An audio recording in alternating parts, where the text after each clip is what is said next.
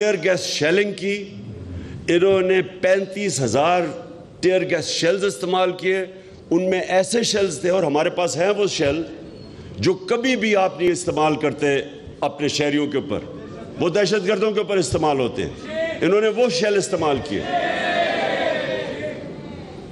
تو میں آج محمود خان نے جو بات کی کہ بالکل ان کو ان کے اوپر کیس سپریم کورٹ میں بھی جانا چاہیے، کیس کرنا چاہیے. یہ ایک تو یہ رانا ثناءاللہ قاتل، کیونکہ اس نے 22 قتل کیے ہوئے ہیں.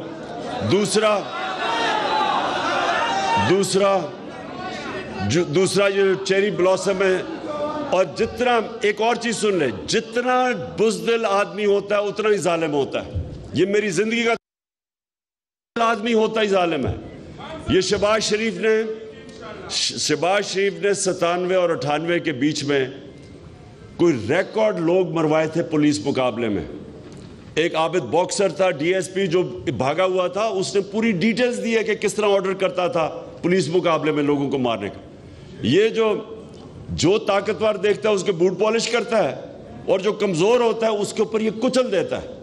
یہ ایک بزدل آدمی کی نشانی ہے. اور پھر اس کا جو بیٹا ہے وہ بھی ایک بالکل اس نے حمزہ ککڑی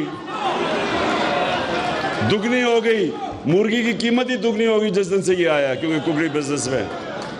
تو دیکھیں ہم نے اب کیا کرنا ہے. سب سے پہلے اور آخر میں جو میں اس کے بعد لائمل بتاتا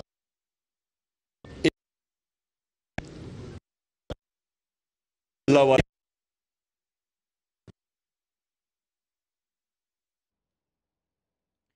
سابق وزیراعظم عمران خان پشاور میں وکلاء کنونشن سے خطاب کر رہے ہیں. ان کا کہنا ہے کہ یہ اس قوم کی حقیقی آزادی کی جنگ ہے. اگر کچھ نہ کیا تو آنے والی نسلیں ہمیں معاف نہیں کریں گی. میں مغرب کے سسٹم کو بڑے اچھے سے جانتا ہوں. ان کے سسٹم کی بنیاد اخلاقیات پر ہے. جب ایک جمہوریت اپنی اخلاقیات کھو بیٹھتی ہے تو لوگوں کا اعتماد اٹھ جاتا ہے. انہوں نے کہا کہ پاکستان میں ساری حکومتیں کرپشن پر گئیں. ہماری پہلی حکومت تھی جس کو کرپشن پر نہیں ہٹایا گیا. ذہن میں ڈال لیں کہ جب تک رول آف لا نہیں ہے ایک ملک آگے نہیں بڑھ سکتا. میں پھر سے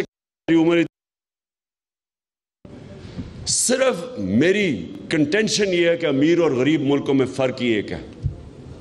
ایک ہی فرق ہے، رول آف لا. جو ملک اپنے طاقتور مجرموں قانون کے نیچے لے آتا ہے وہ خوشحال ہو جاتا ہے. اور جو میرے نبی نے 1500 سال پہلے تقریباً کہا تھا کہ جو قوم اپنے طاقتور لوگوں کو قانون کے نیچے نہیں لا سکتی وہ تباہ ہو جاتی ہے. ایک